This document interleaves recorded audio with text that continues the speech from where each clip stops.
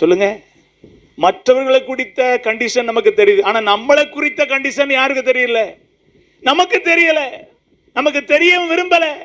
நமக்கு தெரியவும் என்னைக்குமே நம்ம முயற்சி என்ன செய்யறது இல்லை, எடுப்பது இல்லை. ஆனா ஆண்டவர் இன்னைக்கு நம்மோடு கூட பேசுகிறார்.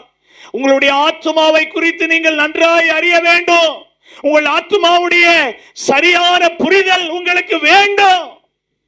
வெளிப்புறமாய் நான் அழகாக இருக்கிறேன், நான் அறிவுள்ளவனாய் நடந்து கொள்கிறேன், நான் வேத அறிவு உடையவன், இப்படியெல்லாம் நம்ம சொன்னாலும் அந்த வேத அறிவும் உலக அறிவும் உலக சம்பாத்தியமும் உலக ஆடம்பரமும் உலகத்தில் வாழுகிற வாழ்க்கையின் நெறிமுறைகளும் ஆத்மாவுக்கு சேதத்தை உண்டாக்குதா இல்ல ஆத்மாவை வாழ்வடைய பண்ணுகிறதா என்பதை கவனிக்க வேண்டும்.